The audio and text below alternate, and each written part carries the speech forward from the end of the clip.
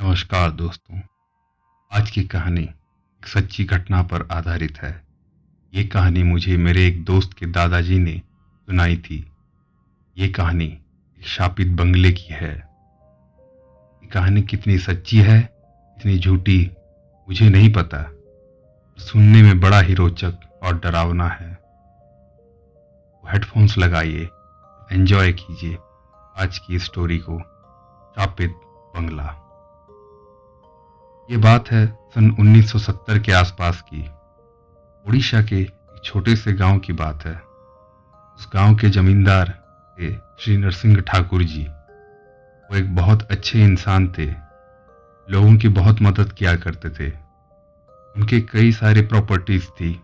आसपास के 20-25 गांव में उनके बहुत सारे जमीन और कई सारे बंगले थे। और लोग कहते थे वो तो अच्छे इंसान थे, लेकिन उनके पूर्वज बहुत जुल्मी थे, लोगों को बहुत सताते थे, उनसे बहुत सारा लगान वसूल करते थे। नरसिंह जी का एक बंगला उनके गांव से करीब 90 किलोमीटर दूर दूसरे गांव में भी था। लोगों का ये कहना था कि वो बंगला शापित है, वहां कोई नहीं टिक सकता। बहुत से लोगों ने वहां रहने की बहुत सी कोशिशें की। आधे लोग भाग गए और आधे जिंदा ही नहीं लौटे। उस घर को बिकवाने के लिए ठाकुर साहब ने बहुत से लोगों को कहा था। बहुत से पंडित मौलाना भी वहां गए थे उसे ठीक करने के लिए, कोई फायदा नहीं हुआ। अब हाल तो ये था, उस बंगले के आसपास भी लोग रहने से कतराते थे। वो भी अपने घर बार छोड़कर चले गए। एक बार गर्मियों में ठाकुर साहब का भतीजा प्रवीण आया हुआ था। प्रवीण ठाकुर साहब का बहुत ही लाडला था, बचपन से ही। एक दिन प्रवीण ने कहा, चाचा जी, वो आपके भूतिए बंगले का क्या हाल है अब? ठाकुर जी ने थोड़े दुखी होकर कहा, क्या बताऊं बेटा, वो बंगला नहीं गले का कांटा बन चुका है अभी। नहीं कोई वो बंगला खरीदता है और ना ही कोई वहां रह पाता है। क्या सच में वो बंगला शापित है? प्रवीण ने पूछा। हाँ बेटा, उस बंगले में जाने के बाद 21 लोगों की मौत हो गई और पिछले साल और 2 आदमी भी पागल हो गए। ठाकुर साहब ने कहा, चाचा जी, अगर मैं वो बंगला बिकवा दूं मुझे क्या मिलेगा? प्रवीण ने पूछा। ठाकुर साहब ने हंसते हुए कहा, तुझे जो चाहिए मैं दूंगा, पर तू वो बंगला बेचेगा कैसे? उसकी चिंता आप मत करो। दिल्ली में जहां मैं रहता हूं उसके पास मेरे एक दोस्त का घर है। वो आर्मी में है। उसे इस तरह के पुराने घर, बंगले, हवेली बहुत ही पसंद आते हैं। तो झट से मान जाएगा, प्रवीण ने कहा। ठाकुर साहब ने कहा, अरे बेटा, ऐसे बहुत से शौकीन लोग बंगले देखते हैं, पसंद भी करते हैं, लेकिन ठीक वक्त पर भाग जाते हैं। चाचा जी, वो मेरा दोस्त बहुत बहादुर है, कभी भी पीछे नहीं हटता। आज ही उससे टेलीग्राम कर देता हूँ और उसे यहाँ बुला लेता हूँ। अगले हफ्ते ही प्रवीण का दोस्त ठाकुर साहब के घर पहुंच गया। ठाकुर साहब ने उसकी बहुत खातिरदारी भी की और उसका नाम था वरुण। देखने में काफी हट्टा कट्टा, करीब 6 फीट उसकी हाइट थी। फौजी जो था। वरुण और प्रवीण अगले ही दिन निकल पड़े दूसरे गांव में श्रापित बंगला देखने। 2 घंटे में दोनों पहुंच गए उस गांव में। जब लोगों से बंगले का पता पूछा, लोग ऐसे भाग गए जैसे कि सुनामी आने वाली हो। फिर दोनों, वरुण और प्रवीण, ढूंढते हुए आखिरकार बंगले तक पहुंच ही गए।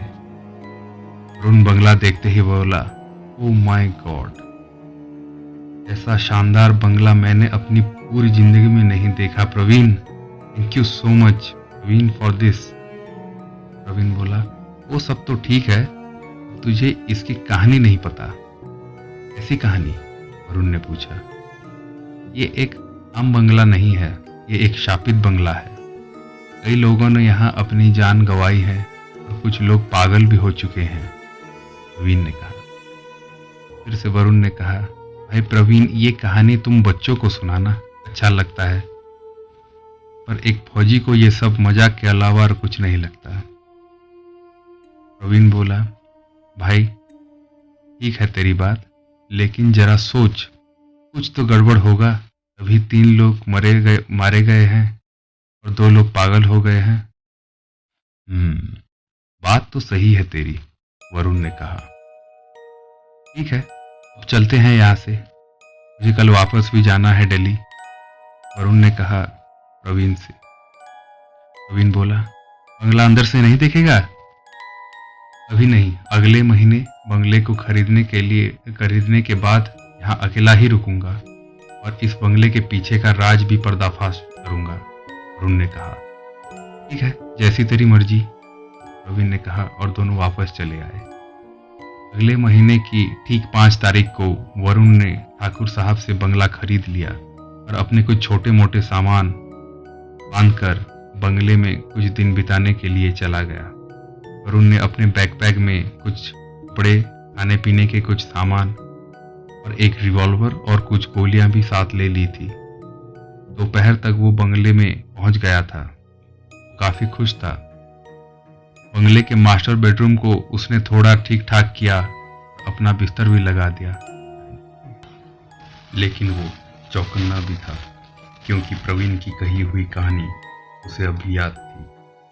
अपने बेड के पास उसने वो रिवॉल्वर को लोड करके रख दिया और अपनी डायरी निकालकर लिखने लगा। अब रात के 10 बज चुके थे। एक अजीब सा सन्नाटा वो महसूस कर रहा था। खाना खाकर वो अपने बिस्तर पर डायरी लिखने लगा। 10:30 को कुछ गांव वालों ने उसे बाहर से आवाज दिया। वो बाहर चला गया और बोला, क्या बात है? गांव वालों ने कहा, साहब, ये बंगला शापित है, यहाँ से कोई भी वापस नहीं लौटा, हमारी बात मानिए और आज रात यहाँ मत रुकिए। वरुण बोला, आप सबको मेरा धन्यवाद, लेकिन मैं इन सब चीज़ों को नहीं मानता।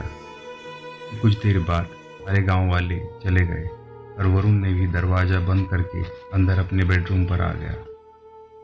फिर अचानक उसकी नज़र सीढ़ियों पे पड़ी। उसे एक काली परछाई दिखाई दी। उसने अपनी रिवॉल्वर को पकड़ा और चिल्लाया, कौन है वहां? पर कोई जवाब नहीं आया। लेकिन एक भयानक हंसी पूरे घर में फैल गई। फिर वो अपने कमरे में आ गया और कमरे का दरवाजा बंद कर दिया। अब उसे थोड़ा थोड़ा डर लग रहा था। ये सारी बातें वो अपने कैसेट रिकॉर्डर में अपनी ही आवाज़ में रिकॉर्ड करने लगा। वो अपनी सारी आप बीती उस कैसेट में रिकॉर्ड करना चाहता था।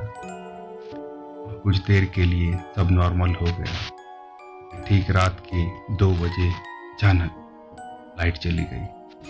वरुण भी उठ गया। फिर वो अपने रिकॉर्डर को ऑन कर दिया और लाइट जाने की बात रिकॉर्डर में बोलने लगा।